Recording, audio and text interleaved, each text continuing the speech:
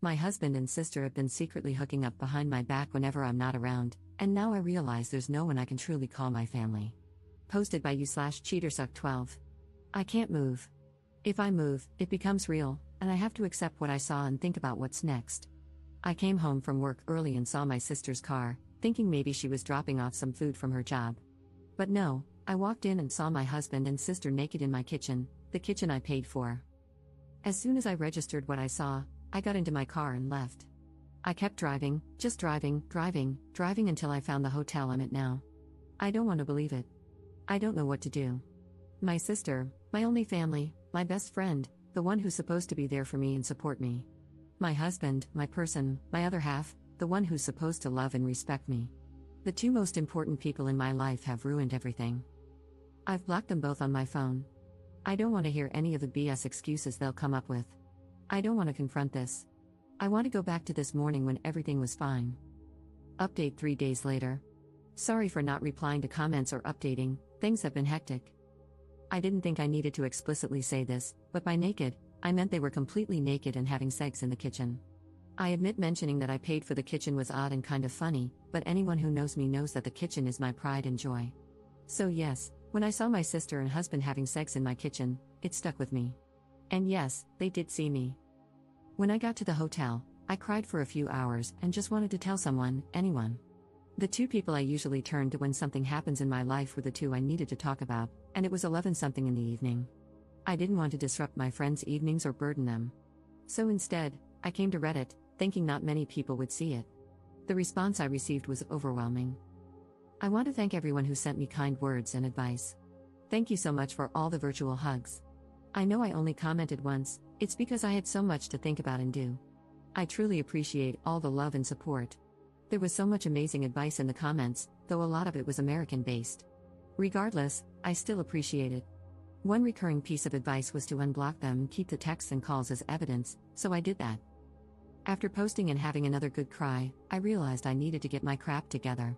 I didn't have my sister or any family to help, so I had to do it myself. I started researching my next steps. In the morning, my friend called, saying my sister had contacted her to see if I'd been in touch.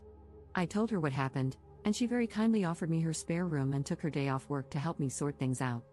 I called in sick at my job, and with her help, I began making progress. I reached out to a friend who works at a bank, and she helped me start sorting out my finances. My friend also found me a lawyer to consult. After my phone consultation with the lawyer, I was so overwhelmed. Now I understand why so many women don't divorce their cheating husbands. It's such a lengthy, expensive, and emotionally draining process. Thankfully, I make a stable income and can support myself, and fortunately, we don't have kids. I have to remind myself that things won't happen in one day, it will take time. As for the house, his parents bought it for us. To be honest, after what I saw, I don't even want it. I will try to get reimbursed for my beloved kitchen, otherwise, it can burn for all I care. This whole situation has been incredibly draining, but I knew I had to talk to them. There's no coming back for my husband, and when I checked his messages, they said exactly what I expected: I'm sorry. It's not what it looks like. We didn't mean for it to happen. Please come home. I love you, and so on, just absolute BS. A small part of me thought maybe I could forgive my sister since we only have each other. But after reading her messages, all hope was lost. She used the same excuses our father used when he cheated on our mother and abused us, and she echoed the same things our mother would say when excusing his behavior and abusing us herself. I spoke to her this morning and asked her to tell me straight up, who, what, where, when, and why. She told me that back in July, when I went on a girls' trip, she was at our house and joked to my husband that I'd cheat on him during the trip because that's what always happens. He said no, and they joked about it, but then she suggested he get even with me. That led to them having sex. Once turned into 2 or 3 times, and then it happened whenever they could manage it. There was never any evidence or sign that I was going to, or even thinking about, cheating. I told her we were done and there's nothing she can do to repair this. Later, I got a call from an unknown number. It was my mother, who I haven't spoken to in 7 years. It turns out my sister has been in contact with her and told her what happened. My piece of trash mother, the same woman who used to beat me for breathing wrong, had the audacity to say this is what I get for taking her daughters away from her. It hurts so much. I know things are going to get even messier, and it's going to be a long few years. I've now lost all my blood relations. I need to get all my stuff and find a new place. I want to show them that I can and I will thrive without them. Again, thank you all from the bottom of my heart for all the love and advice. To all the people in the comments who can relate to my situation, I'm so sorry. Second update 10 months later. I actually forgot about this account until recently, and when I logged back in, I saw so many people still commenting, messaging me, and checking up on me. To those people, thank you for your kindness. Since so many of you are still asking for an update, and because I've already shared such a big part of my life, I may as well give a small update. Back in October, my life was in chaos, but I was determined to soldier through it and show them that I can make it without them and succeed.